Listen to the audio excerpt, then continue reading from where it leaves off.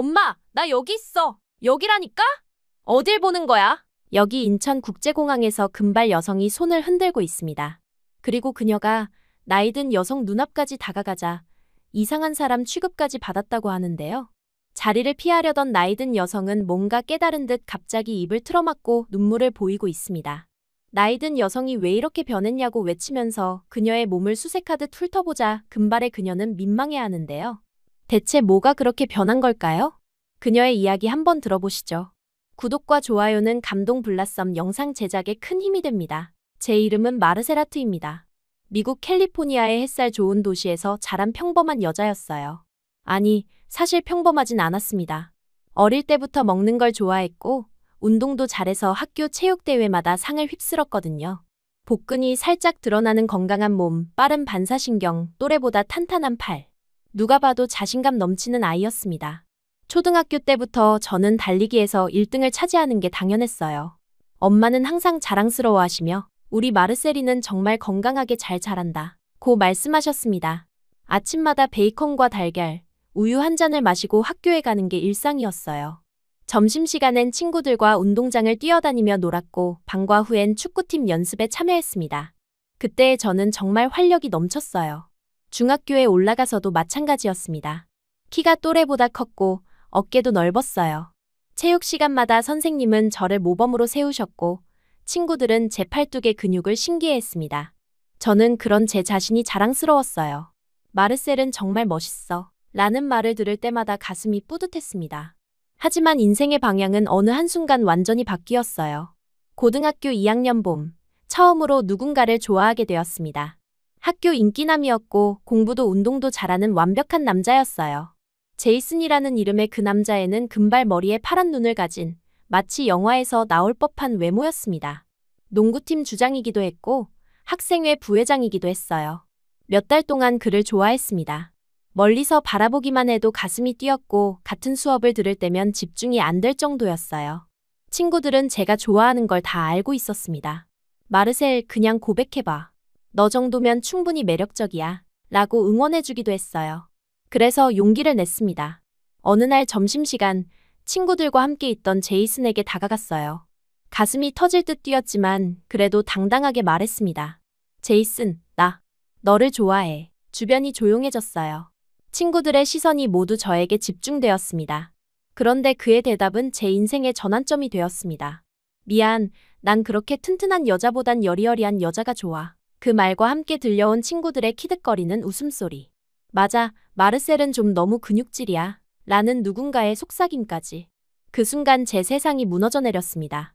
지금까지 자랑스럽게 생각했던 제 몸, 제 건강함, 제 활력이 모두 부끄러운 것으로 변해버렸어요. 얼굴이 화끈거렸고 눈물이 날 것 같았지만 참았습니다. 그냥 알았어 라고 말하고 돌아섰어요. 그날 밤 저는 거울 앞에 섰습니다.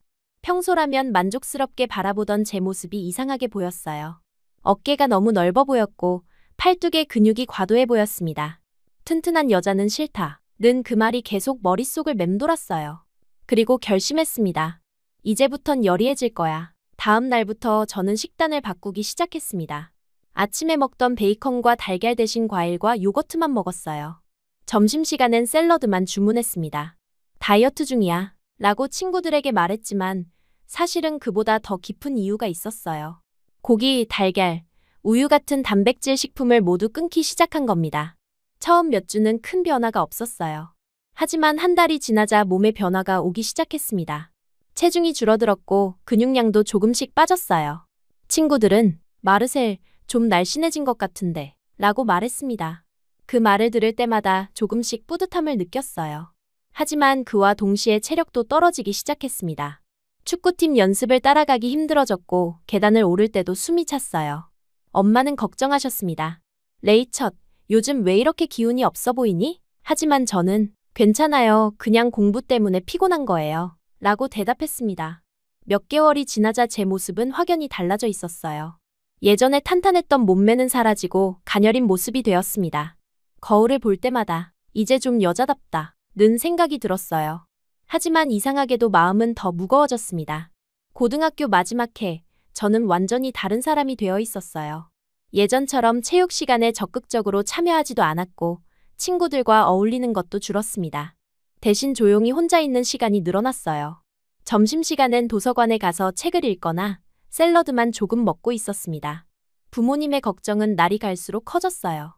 마르셀, 너 요즘 너무 많이 빠진 것 같은데. 좀 더 먹어야 하는 거 아니야? 아빠가 말씀하셨지만 저는 고개를 저었습니다. 아빠, 저는 이제 이게 좋아요. 예전엔 너무 투박했어요. 대학 입학을 앞두고 엄마는 저를 병원에 데려가셨어요. 의사 선생님은 제 체중과 근육량을 체크한 후 걱정스러운 표정을 지으셨습니다. 영양 상태가 좋지 않네요. 단백질 섭취를 늘려야 합니다. 하지만 저는 그 말을 듣고 싶지 않았어요. 저는 채식주의자가 되기로 했어요. 라고 말했습니다. 대학에 진학한 후에도 제 식습관은 계속되었습니다. 기숙사 식당에서 고기가 나오면 피했고 샐러드와 과일, 채소 위주의 식단을 고집했어요. 룸메이트는 처음엔 신기했습니다. 와, 마르셀은 정말 건강한 걸 먹네. 하지만 시간이 지나면서 걱정하기 시작했어요. 너 너무 말랐어. 좀 더 먹어야 하는 거 아니야? 하지만 저는 들으려 하지 않았습니다. 거울을 볼 때마다 이제야 여자답다 는 생각만 들었어요. 예전에 건강하고 활력 넘치던 모습은 부끄러운 과거가 되어버렸습니다. 이게 나야.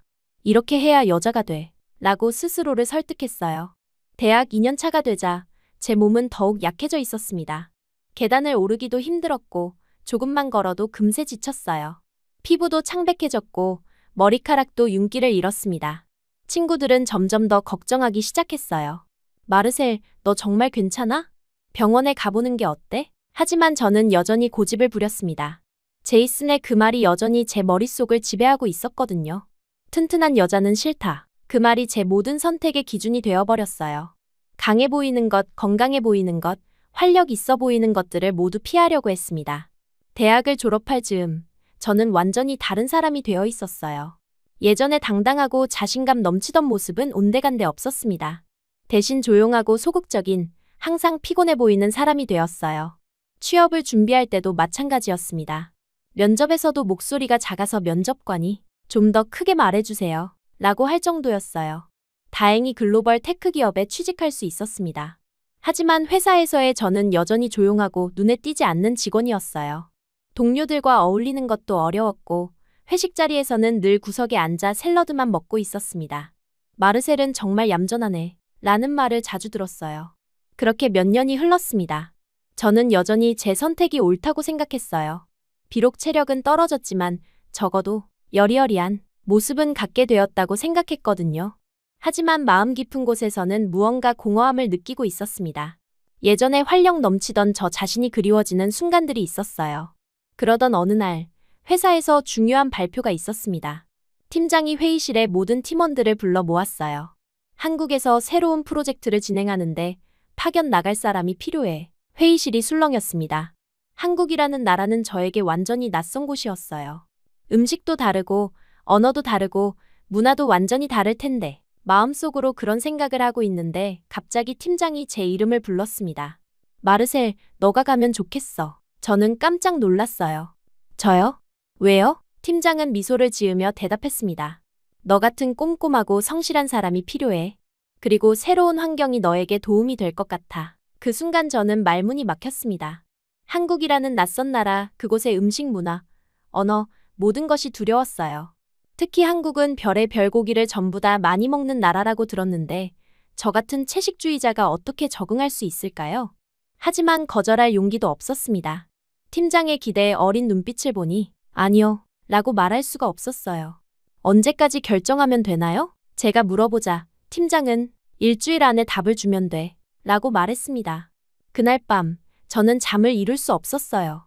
한국이라는 나라에 대해 인터넷으로 찾아보니 정말 고기 요리가 많았습니다. 삼겹살, 불고기, 갈비. 제가 절대 먹을 수 없는 음식들이었어요. 이 일마저 그만두면 어떻게 살아갈까라는 고민 끝에 저는 팀장에게 가겠습니다. 라고 대답했어요. 그 순간 제 운명은 다시 한번 방향을 틀기 시작했습니다. 억지로 떠나는 이 길이 꼭 저를 철저하게 혼자 두려는 유배 같기도 했습니다. 인천공항에 도착한 순간 저는 한국이라는 나라의 첫인상에 압도되었습니다. 공항 내부의 질서정연함과 깔끔함은 제가 상상했던 것보다 훨씬 인상적이었어요. 사람들이 줄을 서는 방식부터 안내 시스템까지 모든 것이 체계적으로 운영되고 있었습니다. 하지만 동시에 느꼈던 건 엄청난 속도감이었어요. 사람들이 걷는 속도, 말하는 속도, 모든 것이 제가 익숙했던 캘리포니아의 여유로운 분위기와는 완전히 달랐습니다. 회사에서 보내준 택시를 타고 서울 시내로 향하는 동안 창밖 풍경을 보며 신기함과 두려움이 교차했어요. 높은 건물들이 빼곡히 들어서 있고 네온 사인들이 한글로 가득 차 있었습니다. 제가 한국어를 전혀 모른다는 사실이 새삼실감 났어요. 택시 기사님이 뭔가 말씀하시는 것 같았지만 저는 그저 고개를 끄덕이며 웃을 수밖에 없었습니다. 회사에서 제공해준 숙소는 강남구의 작은 원룸이었어요. 생각보다 깔끔하고 현대적이었지만 냉장고를 열어보니 김치와 몇 가지 반찬들이 들어있었습니다. 매운 냄새가 코를 찔렀고 저는 재빨리 냉장고 문을 닫았어요. 첫날 밤, 저는 가져온 시리얼과 두유로 간단히 저녁을 해결했습니다. 다음날 출근 첫날은 정말 긴장되었어요. 한국 본사는 미국 본사보다 훨씬 큰 규모였고 사람들의 움직임도 더 빨랐습니다. 제가 배정받은 팀에는 총 8명의 직원이 있었는데 모두 한국 사람들이었어요. 팀장님이 저를 소개해 주실 때 모든 분들이 정중하게 인사해 주셨지만 어색함은 감출 수 없었습니다. 그 중에서도 제 옆자리에 앉게 된 성준이라는 분이 특히 인상적이었어요. 키가 크고 단정한 인상의 남자분이었는데 저에게 간단한 영어로 만나서 반가워요 라고 인사해 주셨습니다. 목소리가 차분하고 따뜻해서 조금 안심이 되었어요. 첫 주 동안은 적응하는 것만으로도 벅찼습니다. 회사 시스템부터 업무 방식까지 모든 것이 달랐어요. 특히 점심시간이 가장 힘들었습니다. 동료들은 모두 함께 식당에 가서 식사를 하는데 메뉴는 대부분 고기가 들어간 음식들이었어요. 불고기, 제육볶음, 닭갈비. 저는 매번 조용히 샐러드나 비빔밥만 주문했습니다. 동료들은 처음엔 신기해했어요. 한국에서 채식주의자를 만나는 게 흔한 일이 아니라고 하더라고요. 하지만 며칠 지나니 점점 더 어색해졌습니다. 제가 먹을 수 있는 메뉴가 제한적이다 보니 식당 선택도 저 때문에 제약이 생겼어요. 미안한 마음이 들면서도 어쩔 수 없었습니다. 성주는 그런 상황에서도 항상 배려해 주셨어요. 식당에서 메뉴를 고를 때마다 물어봐 주시고 채식 메뉴가 있는 곳을 미리 찾아보기도 하셨습니다. 처음엔 그런 배려가 부담스럽기도 했지만 점차 고마운 마음이 들었어요. 일주일이 지나고 첫 번째 회식이 있었습니다. 한국 회사 문화에서 회식은 매우 중요하다고 들었는데 실제로 경험해보니 정말 놀라웠어요. 삼겹살집이었는데 고기 굽는 냄새가 가게 전체에 가득했습니다. 저는 입구에서부터 속이 메스꺼렸어요. 7년 동안 고기를 먹지 않았던 몸이 그 냄새를 받아들이기 힘들었습니다. 테이블에 앉자마자 선배들이 소주를 따라주기 시작했어요. 마르셀 씨, 술 한 잔 받으세요. 저는 당황했습니다. 미국에서는 이런 식으로 술을 권하는 문화가 없었거든요. 더군다나 저는 술도 잘 못 마셨어요. 분위기상 완전히 거절하기는 어려웠습니다. 바로 그때 성준이 제 옆에 앉으며 조용히 말했어요. 다 안 마셔도 돼요. 그리고는 제가 받아야 할 술잔을 대신 받아주셨습니다. 그 작은 행동이 저에게는 정말 큰 도움이 되었어요. 덕분에 어색한 상황을 넘길 수 있었습니다. 회식 내내 저는 거의 먹지 못했어요. 상추와 마늘, 몇 가지 반찬만 조금씩 먹으며 시간을 보냈습니다. 다른 분들은 맛있게 고기를 구워 먹으시는데 저만 혼자 다른 세상에 있는 것 같았어요. 성주는 계속 제가 먹을 수 있는 것들을 찾아서 권해주셨지만 워낙 선택지가 제한적이었습니다. 그날 밤 숙소로 돌아와서 거울을 봤을 때 제 얼굴이 너무 창백해 보였어요. 한국에 온 지 일주일밖에 안 됐는데 벌써 살이 더 빠진 것 같았습니다. 스트레스까지 느껴서겠죠? 이대로 1년을 버틸 수 있을까 하는 걱정이 들었어요. 다음 날부터는 업무에 집중하려고 노력했습니다. 하지만 몸이 점점 더 힘들어지는 게 느껴졌어요. 아침에 일어나기도 힘들었고 오후가 되면 집중력이 떨어졌습니다.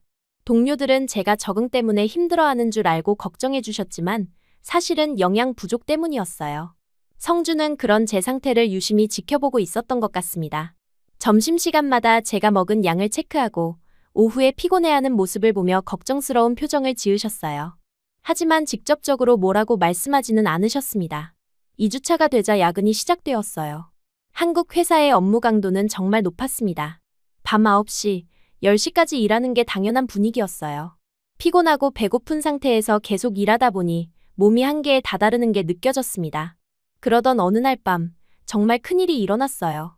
야근을 하던 중 갑자기 몸살이 찾아왔습니다. 오한이 들면서 머리가 지끈거리고 속이 뒤틀리는 것 같았어요.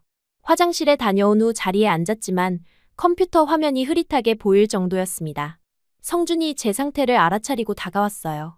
저는 괜찮다고 말하려 했지만 목소리도 제대로 나오지 않았습니다. 열이 오르는 게 느껴졌고 어지러움까지 더해졌어요. 잠시만요라고 성준이 말하고는 어디론가 나가셨습니다. 30분 정도 지나서 돌아오셨는데 손에 따뜻한 포장 용기를 들고 있었어요. 그리고는 제 앞에 조심스럽게 놓아주셨습니다. 본죽이라고 적힌 용기였어요. 저는 죽이니까 당연히 채식일 거라고 생각했습니다. 뚜껑을 열자 따뜻한 김이 올라왔고 부드럽고 고소한 냄새가 났어요. 오랫동안 제대로 된 따뜻한 음식을 먹지 못했던 터라 그 냄새만으로도 눈물이 날 것 같았습니다. 첫 숟가락을 떠서 입에 넣는 순간 정말 놀라웠어요. 부드럽고 따뜻했을 뿐만 아니라 깊고 진한 맛이 입안에 퍼졌습니다. 몸이 약해진 상태에서 먹는 그 죽의 맛은 정말 감동적이었어요. 한 숟가락, 두 숟가락 계속 먹으면서 몸이 따뜻해지는 게 느껴졌습니다. 이게 뭐예요? 너무 맛있어요. 제가 물어보니 성준이 미소를 지으며 대답했습니다. 소고기죽이에요. 순간 제 손에 든 숟가락이 멈췄어요. 소고기? 7년 동안 먹지 않았던 고기가 지금 제 입안에 있다는 사실에 충격을 받았습니다. 저 채식주의자인데요. 제가 당황해서 말하자 성준이 조용히 물었습니다. 무슨 신념이 있는 거예요? 그 질문에 저는 머뭇거릴 수밖에 없었어요. 종교적 신념도 아니고 환경을 위한 것도 아니었거든요. 그냥 한 남자의 말 때문에 시작한 일이었으니까요. 그냥 남자들은 튼튼한 여자보다 여리한 걸 좋아하지 않나요? 제가 솔직하게 말하자 성준의 표정이 변했습니다. 잠시 침묵이 흘렀고 그는 조용히 말했어요. 그런 남자라면 정말 바보네요. 건강한 여자가 얼마나 멋진데요. 그 말을 들은 순간 제 가슴 깊은 곳에서 뭔가가 움직이는 게 느껴졌습니다. 7년 동안 누구도 제게 그런 말을 해준 적이 없었어요. 오히려 많이 날씬해졌네. 여리여리해서 예쁘다. 같은 말들만 들어왔는데 성준은 정반대의 이야기를 하고 있었어요. 잠깐만 기다려요. 성준이 그렇게 말하고는 자리에서 일어났습니다. 잠시 후 돌아와서는 같이 나가자고 했어요. 어디 가느냐고 물어보니 진짜 저녁을 먹으러 가자고 대답하더라고요. 저는 여전히 혼란스러웠지만 성준을 따라 나섰습니다. 회사 근처의 삼겹살집이었어요. 불판이 지글지글 소리를 내며 고기를 굽는 냄새가 가게 전체에 퍼져 있었습니다. 처음엔 역시 거부감이 들었지만 이상하게도 소고기죽을 먹은 후라 그런지 예전만큼 심하지는 않았어요. 안 먹을래요. 제가 말하자 성준이 웃으며 대답했습니다. 딱 한 입만 먹고 싫으면 나가요, 우리. 그리고는 불판에 삼겹살을 올리기 시작했어요. 고기가 익어가면서 나는 고소한 냄새가 점점 더 강해졌습니다. 성준이 고기를 구우는 모습을 보면서 저는 이상한 감정을 느꼈어요. 7년 동안 멀리했던 것들에 대한 호기심 같은 것이었습니다. 정말로 맛있을까? 먹으면 어떤 기분일까? 그런 생각들이 머릿속을 맴돌았어요. 드디어 고기가 다 익었습니다. 성준이 상추에 삼겹살 한 점을 올리고 마늘과 쌈장을 함께 올려서 저에게 건넸어요. 한국식이에요. 저는 한참을 망설였습니다. 7년 동안의 신념을 깨는 순간이 될 거라는 걸 알고 있었거든요. 하지만 그때 성준의 말이 다시 떠올랐어요. 건강한 여자가 얼마나 멋진데요. 어쩌면 제가 지금까지 잘못 생각하고 있었던 건 아닐까? 여리여리한 게 정말 아름다운 걸까? 건강하고 활력 넘치는 모습이 오히려 더 매력적인 건 아닐까? 용기를 내서 한 입 베어 물었습니다. 상추의 아삭한 식감, 고기의 부드러운 감촉, 마늘의 매콤함, 쌈장의 고소함이 입안에서 조화를 이루었어요. 그 순간 저는 깨달았습니다. 이건 단순한 음식이 아니었어요. 살아있다는 감각, 에너지, 생명력 그 자체였습니다. 눈물이 날 뻔했어요. 7년 동안 제가 스스로에게서 빼앗았던 것이 바로 이런 감각이었구나 하는 생각이 들었습니다. 몸이 따뜻해지고 얼굴에 혈색이 도는 게 느껴졌어요. 오랫동안 잃어버렸던 생기가 조금씩 돌아오는 것 같았습니다. 성준이 소주 한 잔을 따라주었어요. 건배예요. 저는 처음으로 소주를 마셔봤는데 쓴맛이 강했는데 바로 성준이 쌈을 하나 더 줘서 받아 먹었어요. 쌈을 입에 머금고 있으면서 소주를 마시고 쌈을 씹는데 형용할 수 없는 감칠맛이 폭발했어요. 그리고 한 점, 또 한 점 고기를 먹으면서 점점 더 활기를 찾아갔어요. 그날 밤은 정말 특별했습니다. 성준과 함께 이야기를 나누면서 저는 처음으로 제 과거를 솔직하게 털어놓았어요. 고등학교 때 받았던 상처, 그 이후로 스스로를 가두어왔던 이야기들. 성준은 조용히 들어주면서 때로는 공감해주고 때로는 다른 관점을 제시해 주었습니다. 있는 그대로가 제일 이뻐요. 그의 말이 제 마음 깊숙이 와닿았어요. 7년 동안 다른 사람의 기준에 맞추려고 애써왔는데 정작 저 자신은 행복하지 않았거든요. 그렇게 처음 소주에 취해 말했어요. 여자는 약해야 한다고 듣곤 저를 부정당하니까 저도 스스로 부정한 것 같아요. 성주는 조용히 고개를 끄덕이며 들어주었습니다. 그 따뜻한 시선에 더욱 마음을 열게 되었어요. 그렇게 한참을 먹고 웃다가 소주의 힘인지 갑자기 세상이 빙글빙글 돌기 시작했습니다. 술에 약한 제가 생각보다 많이 마신 것 같았어요. 마지막으로 기억나는 건 성준이 걱정스러운 표정으로 저를 바라보던 모습이었습니다. 그 이후의 기억은 완전히 끊겼어요. 눈을 떴을 때는 처음 보는 천장이었습니다. 머리가 지끈거렸고 입안이 바싹 말라 있었어요. 어떻게 집에 왔는지도 기억이 안 났습니다. 침대 옆 탁자를 보니 성준이 앉아 있었어요. 손에는 물 한 잔을 들고 있었습니다. 일어났네요. 성준이 조용히 말하며 물잔을 건넸습니다. 걱정 마요. 아무 일 없어요. 취해버려서 데리고 왔어요. 저는 당황해서 상황을 파악하려 했어요. 혹시 실수한 건 없었나, 이상한 말은 안 했나 걱정이 되었습니다. 성준은 제 걱정하는 표정을 보고 미소를 지었어요. 정말 괜찮아요. 다만 잠시 말을 멈추더니 진지한 표정으로 말했습니다. 어제 당신이 말한 이유 참 슬펐어요. 그 말에 어젯밤 제가 털어놓았던 이야기들이 조각조각 떠올랐습니다. 제이슨의 말, 그 이후로 스스로를 벌하듯 살아온 시간들. 성준 앞에서 그 모든 걸 다 말했던 것 같았어요. 부끄러움과 동시에 이상한 후련함도 느껴졌습니다. 당신은 그런 이유로 자신을 아프게 할 필요가 없어요. 성준의 목소리에는 진심이 담겨 있었습니다. 건강하고 활기찬 모습이 얼마나 아름다운지 어떤 남자가 그걸 모르겠어요? 그 순간 저는 깨달았습니다. 7년 동안 제가 찾고 있었던 것은 사랑이 아니라 인정이었어요. 있는 그대로의 저를 받아들여주는 사람, 제가 강해도 괜찮다고 말해주는 사람. 그런 사람을 만난 게 이곳 한국에서였다는 사실이 신기했습니다. 성준의 배려와 따뜻함, 그리고 새로운 관점은 제게 큰 충격이었어요. 어쩌면 이곳 한국에서 진짜 저 자신을 찾을 수 있을지도 모른다는 희망이 생겼습니다. 억지로 끌려온 줄 알았던 이 나라가 사실은 저를 구원하러 데려다준 곳일지도 모르겠다는 생각이 들었어요. 그날 밤 이후 제 인생은 완전히 달라지기 시작했습니다. 다음 날 아침 일어났을 때부터 뭔가 다른 기분이었어요. 7년 만에 제대로 된 음식을 먹었다는 사실이 몸에서 느껴졌습니다. 평소라면 침대에서 일어나기 힘들어했는데 그날은 자연스럽게 눈이 떠졌어요. 거울 앞에 서서 제 얼굴을 봤을 때도 놀라웠습니다. 어제까지만 해도 창백하고 생기 없던 얼굴에 조금이나마 혈색이 돌아 있었거든요. 무의식적으로 거울 앞에서 스트레칭을 하고 있는 제 자신을 발견했어요. 팔을 위로 뻗고 허리를 좌우로 돌리는 간단한 동작들이었지만 오랫동안 하지 않았던 일이었습니다. 몸이 뻐근하면서도 어딘가 개운한 느낌이 들었어요. 예전 고등학교 때 운동하던 기억이 어렴풋이 떠올랐습니다.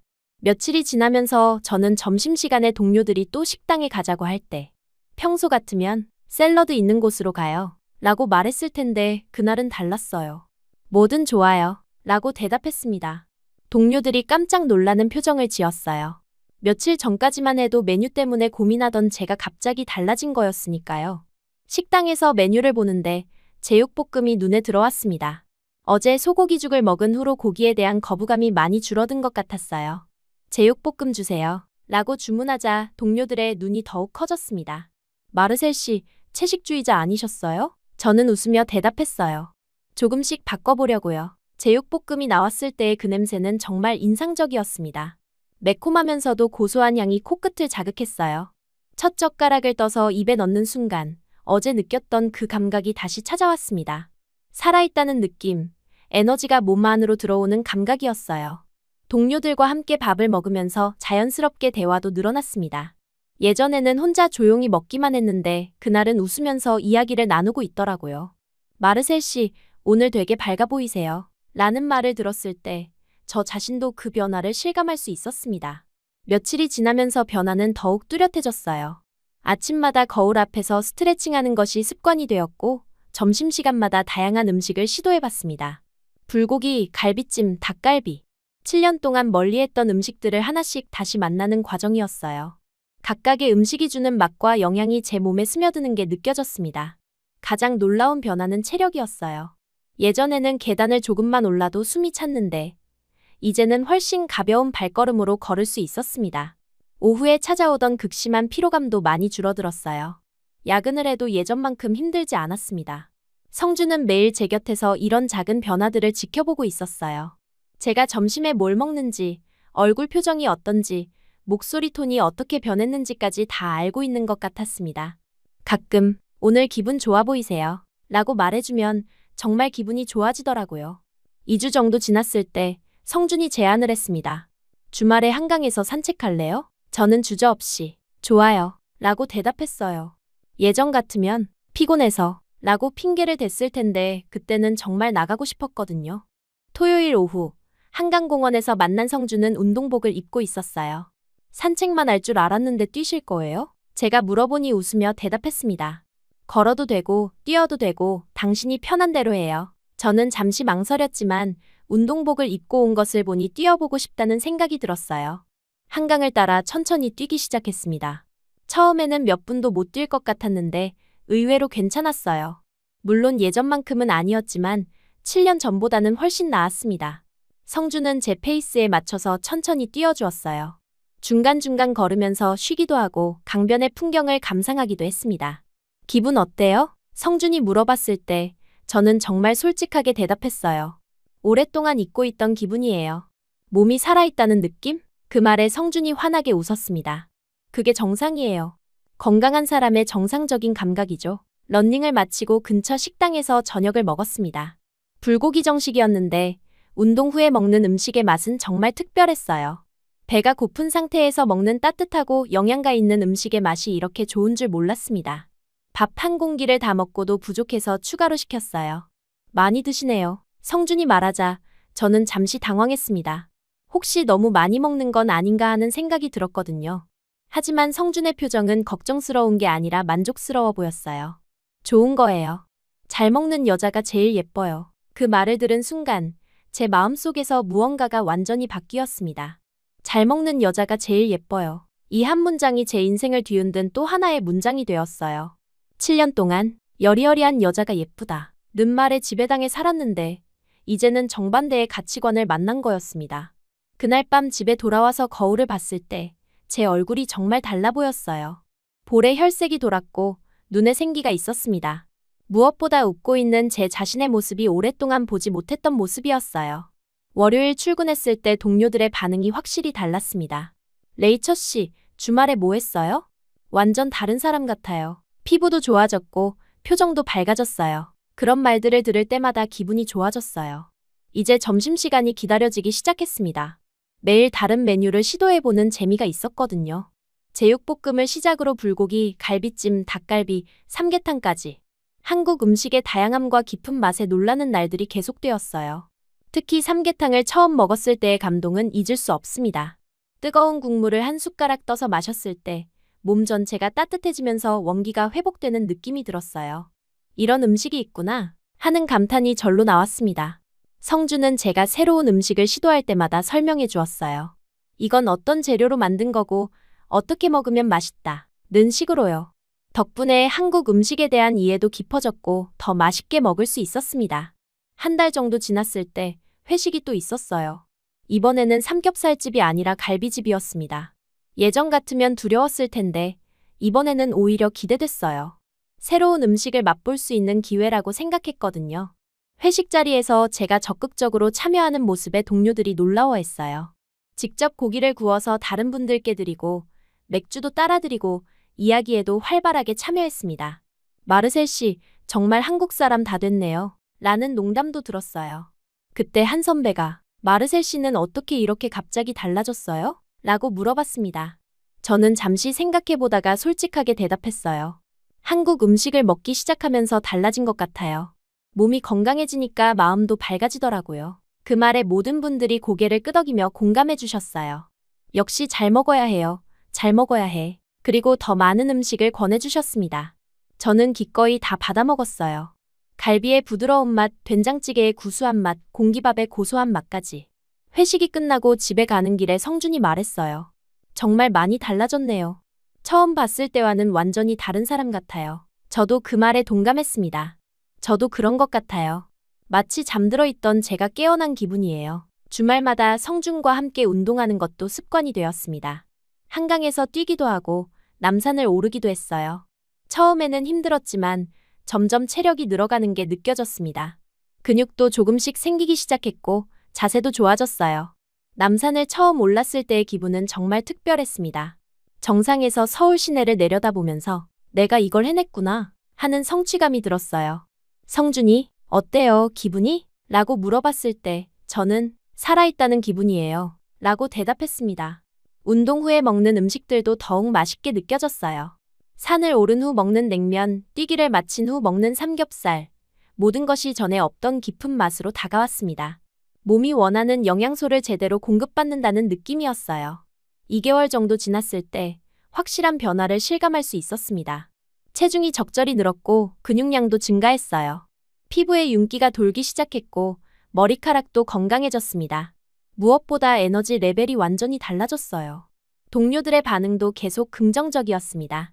마르셀 씨, 요즘 정말 예뻐졌어요. 건강해 보여서 좋아요. 완전 다른 사람 같아요. 그런 말들을 들을 때마다 기분이 좋아지면서 더욱 건강한 생활을 유지하고 싶다는 동기가 생겼어요. 어느 날 성준이 조용히 물어봤습니다. 그럼 이제 여리여리한 건 포기해요? 그 질문에 저는 미소를 지었어요. 이게 진짜 나였던 것 같아요. 왜 그동안 이걸 숨기고 살았을까요? 그 순간 우리 사이에 조용한 확신이 생겼습니다.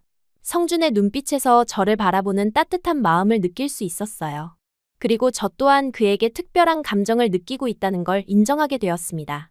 한때 억지로 끌려온 나라라고 생각했던 한국이 이제는 저를 다시 태어나게 해준 곳이 되어 있었어요. 이곳에서 진짜 저를 찾았고 건강한 삶의 기쁨을 되찾았습니다. 그리고 무엇보다 저를 있는 그대로 받아들여주는 사람을 만났어요. 하지만 행복이 찾아오면 시련도 따라오는 법이라고 했나요? 이제 제 변화는 단순히 개인적인 성장을 넘어서 사랑과 가족 그리고 새로운 인생의 결단으로 이어지게 될 것 같았습니다. 어떤 일이 기다리고 있을지는 모르겠지만 이제는 두렵지 않았어요. 건강하고 자신감 넘치는 저 자신이 있었으니까요. 한국에서의 생활이 6개월을 넘기자 저는 더 이상 예전의 조용한 사람이 아니었습니다. 동료들과 웃고 떠들며 점심시간마다 제육볶음을 추가로 시켜 먹었고 누구보다 활기차게 지내고 있었어요. 회의 시간에도 적극적으로 의견을 내고 프레젠테이션도 자신감 있게 해냈습니다. 예전 같으면 상상도 못했을 일들이었어요. 그 변화를 가장 가까이서 지켜본 사람은 성준이었습니다. 매일 아침 출근해서 안녕하세요 라고 인사할 때의 제 표정, 점심시간에 음식을 먹는 모습, 오후에 일할 때의 에너지까지 모든 것을 세심하게 관찰하고 있었어요. 그리고 저도 모르게 성준의 존재가 제게 얼마나 큰 의미였는지 깨닫기 시작했습니다. 처음에는 단순히 친절한 동료라고 생각했어요. 하지만 시간이 지나면서 성준과 함께 있을 때 느끼는 감정이 남다르다는 걸 알게 되었습니다. 그가 웃을 때면 덩달아 기분이 좋아졌고 걱정스러운 표정을 지을 때면 저도 마음이 불편해졌어요. 주말에 함께 운동할 약속이 있으면 금요일부터 설렜고 월요일 아침 회사에서 마주치는 순간이 기다려졌습니다. 어느 날 점심시간 동료 한 분이 농담 반 진담 반으로 말했어요. 마르셀 씨랑 성준 씨 사이에 뭔가 있는 거 아니에요? 그 말에 제 얼굴이 빨갛게 달아올랐습니다. 성준도 당황한 표정을 지었지만 부인하지는 않더라고요. 그때부터 저는 제 마음을 정확히 알 수 있었어요. 성준에 대한 제 감정이 단순한 고마움을 넘어선 것이라는 걸 인정하기까지는 시간이 걸렸습니다. 7년 동안 연애와는 거리를 두고 살았던 터라 누군가를 좋아한다는 감정 자체가 낯설었거든요. 더군다나 다른 나라 사람과의 관계라는 점도 부담스러웠어요. 하지만 성준과 함께 있을 때 느끼는 편안함과 행복감은 부정할 수 없었습니다. 그는 제가 강해져도 괜찮다고, 많이 먹어도 예쁘다고, 있는 그대로의 모습이 매력적이라고 말해주는 유일한 사람이었어요. 미국에서 잃어버렸던 자신감이 조금씩 돌아온 것도 모두 그 덕분이었습니다. 그러던 어느 날, 회사에서 중요한 프로젝트가 시작되었어요. 마감이 촉박해서 연일 야근을 해야 하는 상황이었습니다. 그날도 밤 10시가 넘도록 일하고 있었는데 사무실에는 저와 성준만 남아 있었어요. 다른 동료들은 모두 집에 간 상태였습니다. 오늘도 늦네요. 성준이 제 쪽을 바라보며 말했어요. 저는 피곤했지만 웃으며 대답했습니다. 괜찮아요. 예전보다 체력이 좋아져서 이 정도는 견딜만해요. 그 말에 성준이 미소를 지었습니다. 정말 많이 달라졌어요. 처음 왔을 때와는 완전히 다른 사람 같아요. 일을 마치고 밖으로 나오니 비가 내리고 있었어요. 성준이 우산을 펼쳐서 제 머리 위로 가져다 주었습니다. 그 순간 거리가 가까워지면서 심장이 빨리 뛰는 게 느껴졌어요. 평소보다 진지한 표정에 성준이 조용히 말했습니다. 마르셀, 나 사실 당신 좋아해요. 빗소리 때문에 작게 들린 목소리였지만 제게는 천둥 소리처럼 크게 들렸어요. 순간 당황했지만 동시에 기뻤습니다. 저도 같은 마음이었거든요. 이미 사귀는 거 아니에요? 제가 웃으며 대답하자 성준이 잠시 멈칫하더니 환하게 미소를 지었습니다. 이렇게 자연스럽고 따뜻한 고백은 처음이었습니다. 그날 밤은 정말 특별했습니다. 비를 피해 들어간 작은 카페에서 우리는 처음으로 진심을 나누었어요. 서로의 마음을 확인하고 앞으로의 관계에 대해 이야기했습니다. 성준의 손을 잡았을 때의 따뜻함, 그리고 오랜만에 느껴보는 사랑받고 있다는 감각이 정말 소중했어요. 카페를 나와서 택시를 기다리는 동안 성준이 조심스럽게 제 어깨에 손을 올렸습니다. 그리고 천천히 제 얼굴에 가까워졌어요. 첫 키스는 서툴지만 따뜻했습니다. 7년 동안 닫아두었던 제 마음이 다시 열리는 순간이었어요. 그날 이후로 저희는 정식으로 연애를 시작했습니다. 처음에는 회사에서 들킬까봐 조심스러웠어요. 한국 회사 문화에서 사내 연애가 어떻게 받아들여지는지 확실하지 않았거든요. 하지만 서로를 좋아하는 마음을 숨기기는 어려웠습니다.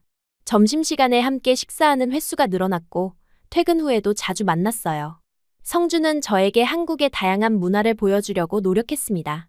전통시장에 가서 다양한 음식을 맛보기도 하고 한강에서 치킨과 맥주를 먹기도 했어요. 모든 경험이 새롭고 즐거웠습니다. 특히 기억에 남는 건 첫 데이트였어요. 성준이 명동으로 데려가서 한국 전통 찻집을 보여줬습니다. 한국의 조용한 면도 알아야죠. 라고 말하면서요. 그곳에서 마신 대추차의 달콤함과 편안한 분위기가 정말 좋았어요. 성준과 조용히 대화를 나누면서 이런 평온한 행복이 있다는 걸 깨달았습니다. 하지만 행복한 시간이 계속될 수는 없었어요. 한 달 정도 지났을 때 회사 내에서 저희 관계가 소문나기 시작했습니다. 처음에는 선의의 관심 정도였지만 점차 다른 시선들이 느껴지기 시작했어요. 어떤 선배는 외국 사람과 사귀는 거 쉽지 않을 텐데 라고 말했고 다른 동료는 문화 차이 때문에 힘들지 않아? 라고 물어봤습니다. 직접적으로 반대한다는 건 아니었지만 우려의 목소리들이 있었어요. 저는 그런 반응들이 예상 밖이어서 당황스러웠습니다. 더 큰 문제는 몇몇 상사들의 반응이었어요. 팀장님은 직접적으로 말하지는 않았지만 불편한 기색이 역력했습니다. 회의 때 저를 바라보는 시선이 예전과 달라졌고 업무 배정에서도 미묘한 변화가 있었어요. 한국 회사에서 외국인 직원과 한국인 직원의 연애를 어떻게 받아들이는지 실감할 수 있었습니다.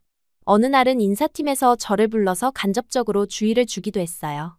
사내 연애 자체는 금지하지 않지만 업무에 지장이 없도록 주의해달라는 내용이었습니다.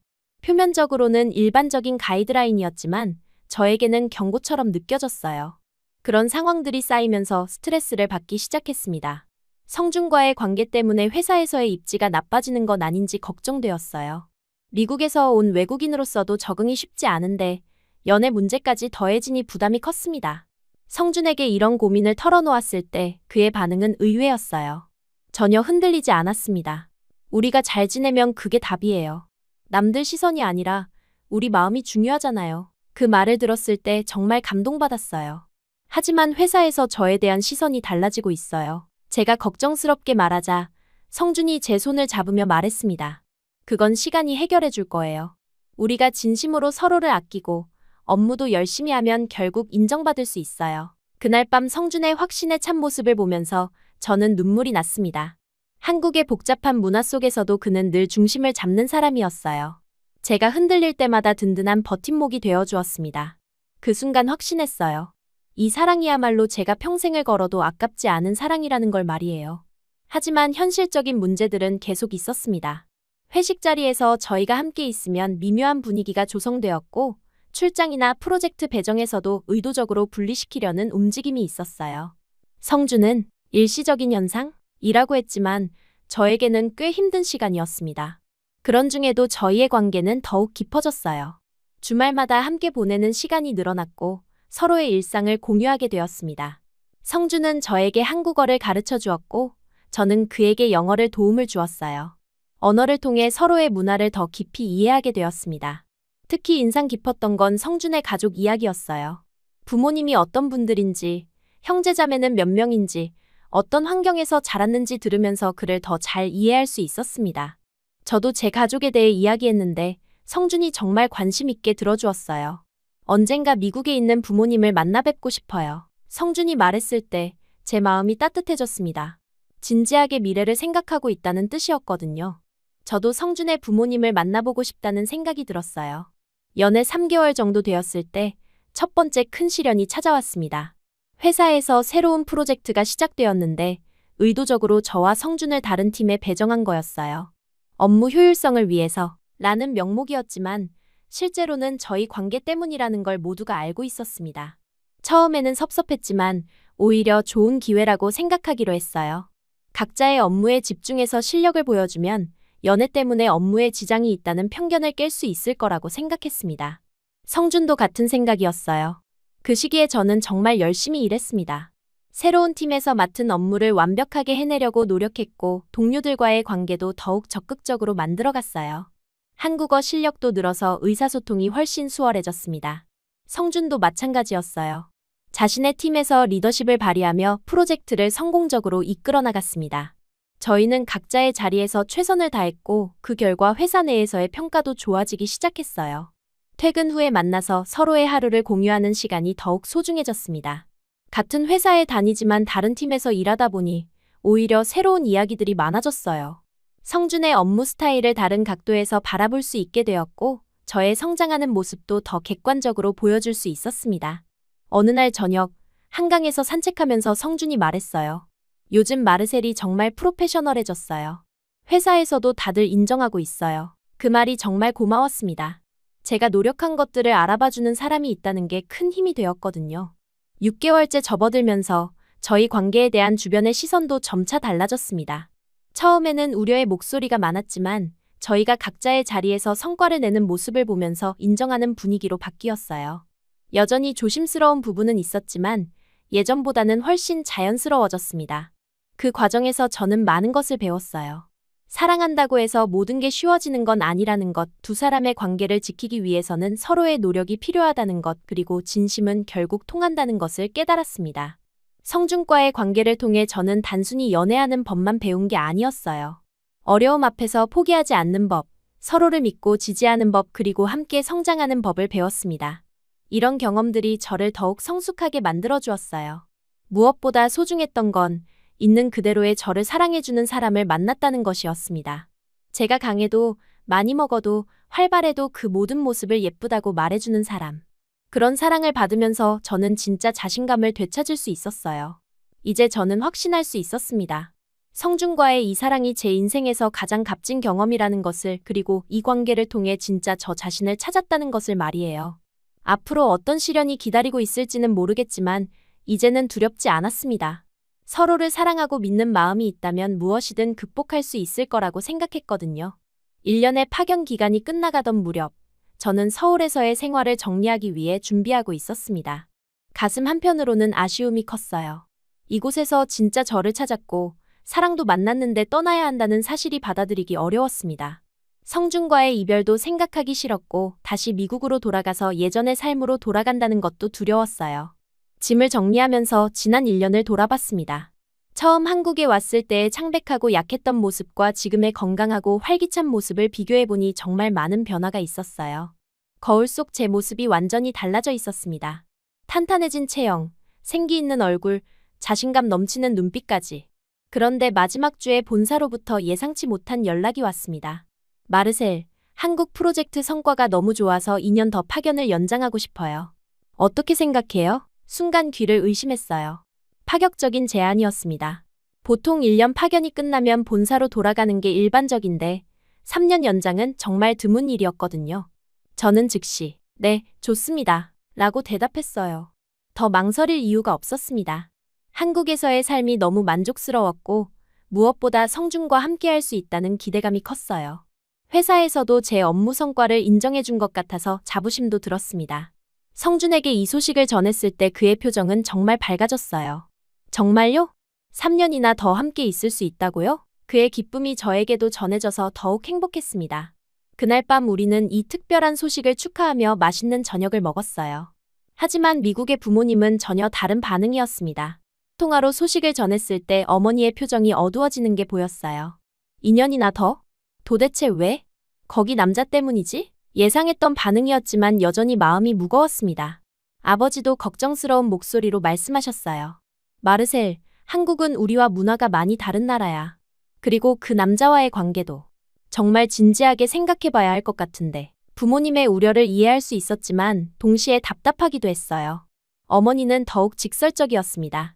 한국은 위험하지 않아? 그리고 언어도 다르고 음식도 다르고 내가 거기서 정말 행복할 수 있을까? 그 말에 저는 웃으며 대답했어요. 엄마, 직접 와서 봐요.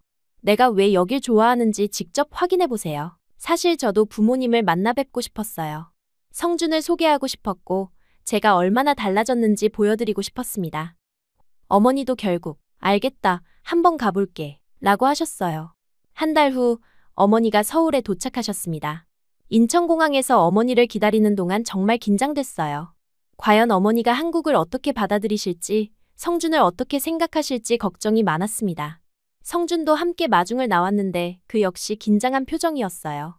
어머니가 입국장을 나오시는 순간 저는 손을 흔들며 엄마 라고 불렀습니다. 하지만 어머니는 한참 동안 저를 알아보지 못하셨어요. 주변을 두리번거리다가 제 목소리를 듣고 나서야 마르셀? 이게 정말 내가 맞니? 라고 물어보셨습니다. 어머니의 놀란 표정을 보니 제가 얼마나 많이 변했는지 실감할 수 있었어요. 1년 전 한국에 올 때의 창백하고 마른 모습과 지금의 건강하고 활기찬 모습이 확실히 달랐겠죠. 햇살처럼 빛나는 피부, 탄탄한 체형, 활짝 웃는 얼굴이 어머니에게는 충격적으로 보였을 거예요. 엄마, 나 이제 진짜 행복해요. 제가 환하게 웃으며 말하자 어머니의 눈에 눈물이 고였습니다. 정말 많이 달라졌구나. 예전에 활발했던 내 모습이 다시 보이는 것 같아. 어머니도 제 변화를 긍정적으로 받아들이시는 것 같아서 안심이 되었어요. 성준을 소개할 때도 마찬가지였습니다. 엄마 성준 씨야. 성준이 정중하게 인사하며 완벽한 영어로 어서 오세요 어머니, 말씀 많이 들었습니다. 라고 말했어요. 어머니는 성준의 예의 바른 태도와 유창한 영어 실력에 조금 놀라셨지만 곧 미소를 지으며 악수를 받아주셨습니다. 공항에서 숙소로 가는 택시 안에서 어머니는 계속 창밖을 바라보셨어요. 서울의 발전된 모습, 깔끔한 도로, 질서정연한 교통 시스템을 보시며 생각보다 정말 선진국이네 라고 말씀하셨습니다. 제가 한국에 대해 가지고 있던 편견들이 많이 사라지는 것 같았어요.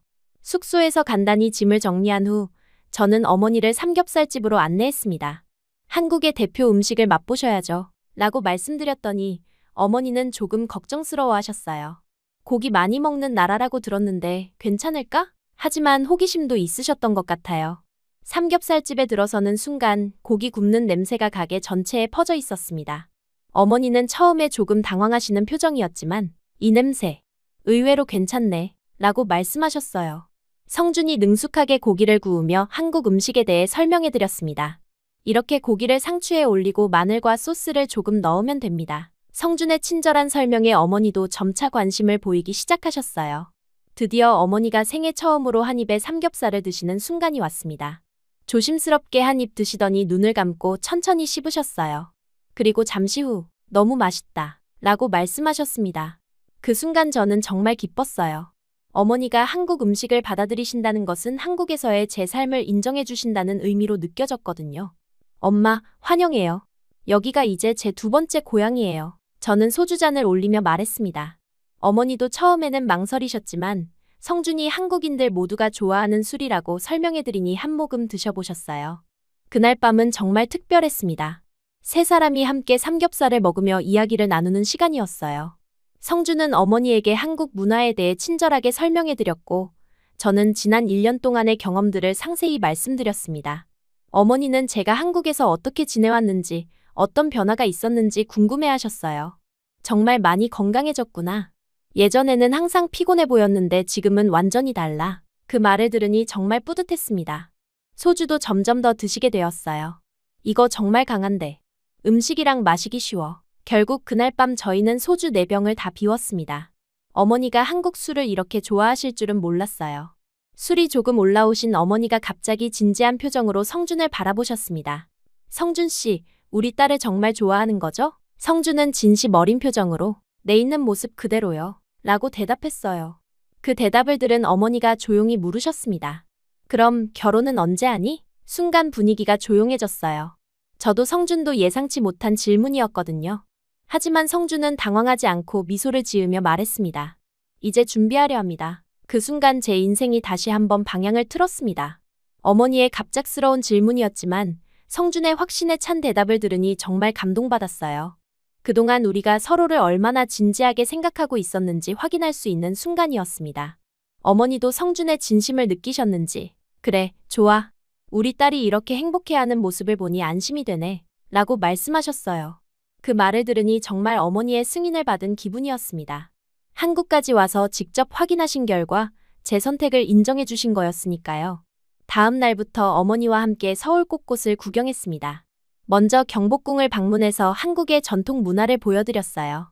궁궐의 웅장함과 아름다운 건축물을 보시며 정말 깊은 역사가 있는 나라구나 라고 감탄하셨습니다. 가이드의 영어 설명을 들으며 한국 역사에 대해 많은 관심을 보이셨어요. 명동에서는 쇼핑과 함께 다양한 길거리 음식을 맛보셨습니다.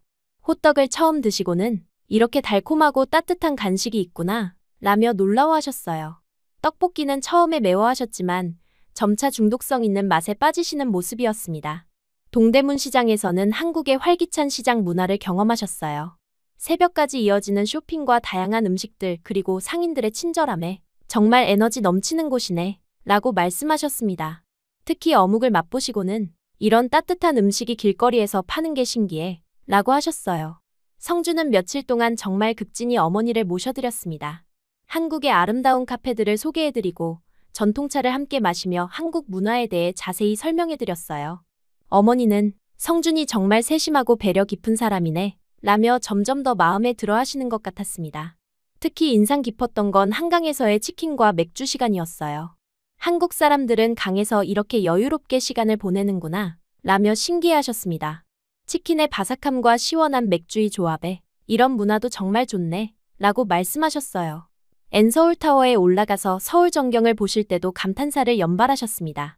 이렇게 큰 도시였구나. 정말 발전된 나라야 라며 한국에 대한 인식이 완전히 바뀌신 것 같았어요. 성준이 서울의 각 지역에 대해 설명해 드릴 때마다 관심 있게 들으셨습니다. 어머니와 함께 보낸 일주일 동안 저는 정말 많은 변화를 느꼈어요.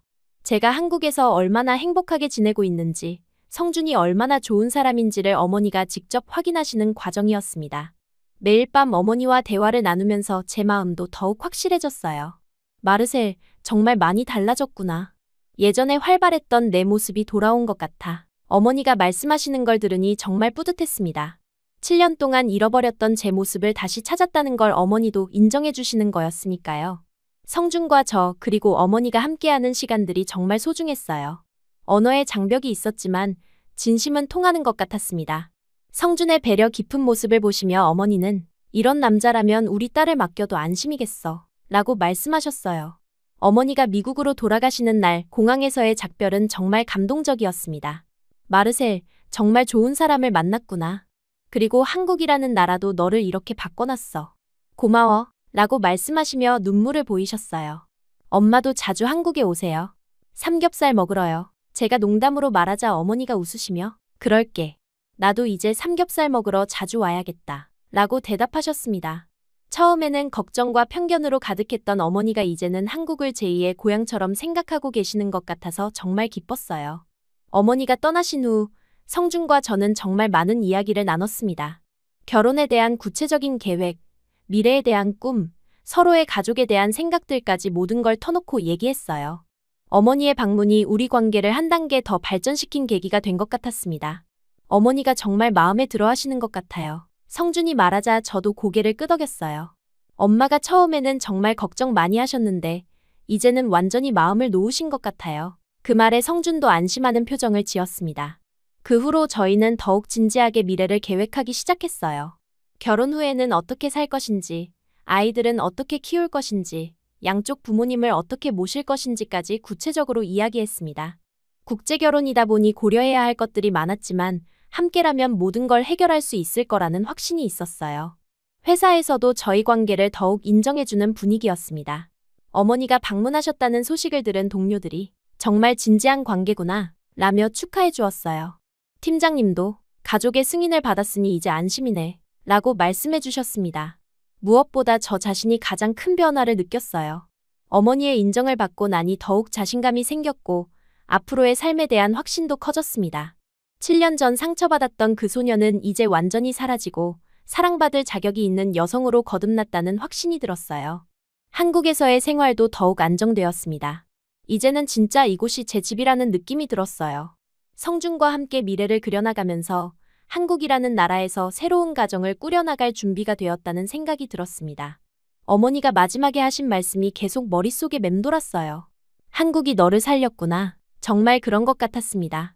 이곳에서 진짜 저를 찾았고 건강한 삶의 기쁨을 되찾았으며 무엇보다 진실한 사랑을 만났어요. 이제는 그 사랑을 바탕으로 새로운 인생을 시작할 준비가 되었습니다.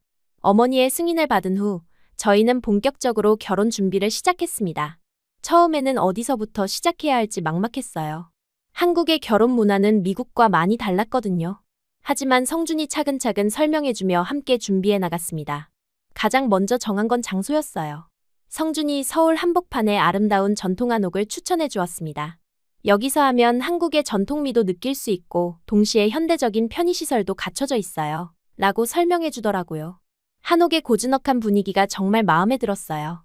결혼식 준비 과정에서 성준의 부모님을 처음 뵙게 되었습니다.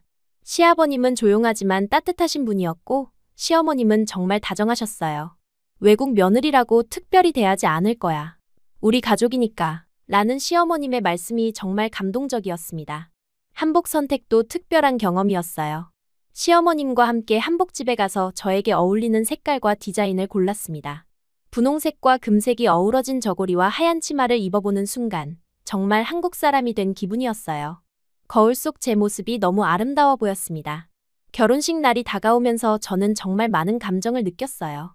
7년 전 상처받아서 스스로를 가두었던 제가 이제는 사랑하는 사람과 결혼을 한다는 게 믿기지 않았습니다. 한국이라는 나라에서 진짜 저를 찾고 건강한 삶의 기쁨을 되찾고 무엇보다 진실한 사랑을 만났어요. 결혼식 당일 한복을 입고 화장을 마친 제 모습을 거울에서 봤을 때 정말 감동적이었습니다. 건강하고 행복한 표정, 생기 있는 눈빛, 자신감 넘치는 미소까지. 7년 전에 상처받고 움츠러들었던 모습과는 완전히 다른 모습이었어요. 혼례식은 소박하지만 진심이 가득했습니다. 한국의 전통 방식으로 진행되었지만 저희만의 특별한 요소들도 많이 넣었어요. 서로에게 쓴 편지를 읽는 시간도 있었고 두 나라의 음식을 모두 준비해서 하객들이 다양한 맛을 경험할 수 있게 했습니다. 가장 기억에 남는 순간은 패백 시간이었어요. 시부모님께 절을 올리면서 정식으로 가족이 되는 의식이었는데 그 순간 정말 한국 사람이 된 기분이었습니다. 시어머님께서 대추와 밤을 건네주시며 축복의 말씀을 해주셨을 때 정말 감격스러웠어요. 결혼식이 끝나고 신혼여행으로 제주도에 갔습니다. 아름다운 자연 속에서 신혼의 달콤함을 만끽하면서 앞으로의 새로운 삶에 대한 기대감으로 가득했어요. 제주도의 신선한 해산물과 맛있는 음식들을 실컷 먹으면서 정말 잘 먹는 신부 라는 농담도 들었습니다. 신혼여행에서 돌아온 후 본격적인 신혼생활이 시작되었어요. 새로 마련한 아파트에서 성준과 함께하는 일상이 너무 행복했습니다. 매일 아침 함께 일어나서 간단한 운동을 하고 아침 식사를 함께 먹는 것부터가 특별했어요. 회사에서도 놀라운 소식이 기다리고 있었습니다. 미국 본사에서 제 공로를 인정하며 한국지사 팀장직을 제안한 거였어요. 마르셀의 한국 적응력과 업무 성과가 뛰어나서 앞으로 한국지사를 이끌어주길 바란다. 는 내용이었습니다. 정말 예상치 못한 승진이었어요. 팀장이 되면서 더 많은 책임을 맡게 되었지만 동시에 더 큰 보람도 느꼈습니다. 한국 직원들과 미국 본사 사이의 가교 역할을 하면서 두 문화를 연결하는 일이 정말 의미 있게 느껴졌어요.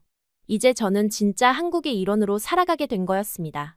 매일 아침 성준과 함께 한강에서 러닝을 하는 것이 일상이 되었어요. 예전에는 상상도 못했을 일이었습니다. 달리면서 서로의 하루 계획을 이야기하고 때로는 조용히 강변 풍경을 감상하기도 했어요. 운동 후에 먹는 아침 식사가 특히 맛있었습니다. 점심시간에는 직원들과 함께 다양한 한국 음식을 먹으며 웃었어요. 불고기, 비빔밥, 냉면 등을 맛있게 먹는 제 모습을 보고 팀장님 정말 한국 사람 다 되셨네요. 라는 말을 자주 들었습니다. 그럴 때마다 뿌듯한 마음이 들었어요. 퇴근 후에는 한국어 수업을 듣기 시작했습니다. 이제 완전히 한국에 정착한 만큼 언어 실력을 더 늘려야겠다고 생각했거든요. 한국어가 늘수록 동료들과의 소통도 더 자연스러워졌고 시댁 가족들과의 관계도 더욱 깊어졌어요. 주말에는 시부모님과 전통시장 나들이를 자주 갔습니다. 처음에는 시장의 복잡함과 시끄러움이 낯설었지만 점차 그 활기찬 분위기가 좋아졌어요. 시어머님과 함께 신선한 재료들을 고르고 맛있는 길거리 음식들을 맛보는 시간이 정말 즐거웠습니다. 마르셀 며느리, 손이 크네. 시어머님이 제가 장을 볼 때마다 하시는 말이었어요. 예전 같으면 많이 사면 안 되는 건가 하고 걱정했겠지만 이제는 활짝 웃으며 한국 사람들은 마음이 더 커요 라고 대답했습니다. 시댁 가족들과의 관계는 정말 특별했어요. 처음에는 언어와 문화의 차이 때문에 어색했지만 시간이 지나면서 진짜 가족이 된 기분이었습니다. 시아버님은 조용히 재를 챙겨주셨고 시어머님은 한국 요리를 가르쳐주시며 정말 딸처럼 아껴주셨어요. 특히 추석이나 설날 같은 명절에는 한국 전통 문화를 직접 경험할 수 있어서 좋았습니다. 차례를 지내고 세배를 드리고 전통 놀이를 하면서 한국 문화의 깊이를 느낄 수 있었어요. 처음에는 어려웠지만 시댁 가족들이 친절하게 알려주셔서 금세 적응할 수 있었습니다.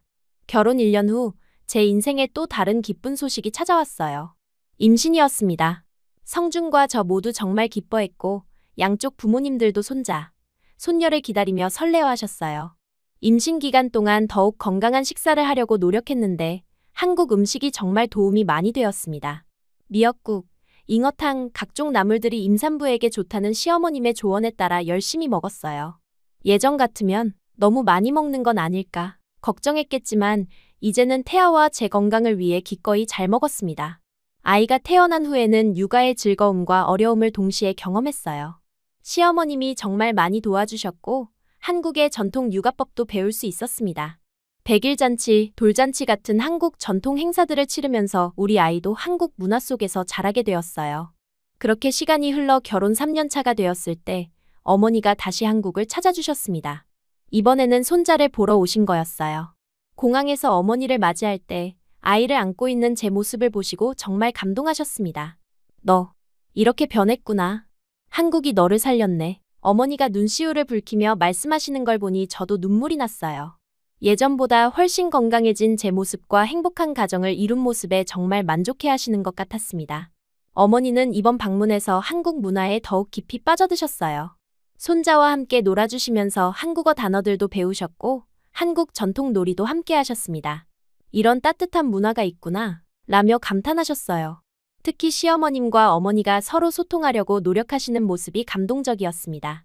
언어는 통하지 않았지만 손짓 발짓으로 대화하시고 함께 웃으시는 모습을 보니 정말 가족이 된 기분이었어요. 어느 날 저녁 가족들이 모두 모여 저녁 식사를 할 때 어머니가 조용히 말씀하셨습니다. 마르셀, 정말 좋은 선택을 했구나. 이렇게 따뜻한 가족을 만나고 건강한 아이도 낳고. 엄마가 처음에 걱정 많이 했는데 미안해. 저는 어머니의 손을 잡으며 미소를 지었습니다. 억지로 끌려온 줄 알았는데 사실은 날 데려다 준 거였어요. 나 자신에게. 그 말을 들은 가족들 모두가 따뜻한 미소를 지었어요. 그날 밤 성준과 함께 아이를 재우고 나서 지난 몇 년을 돌아봤습니다. 7년 전 제이슨에게 상처받아 스스로를 가두었던 제가 이제는 완전히 다른 사람이 되어 있었어요. 더 이상 여리여리한 여자를 꿈꾸지 않았습니다. 대신 강하고 따뜻하며 잘 먹는 여자가 되었어요.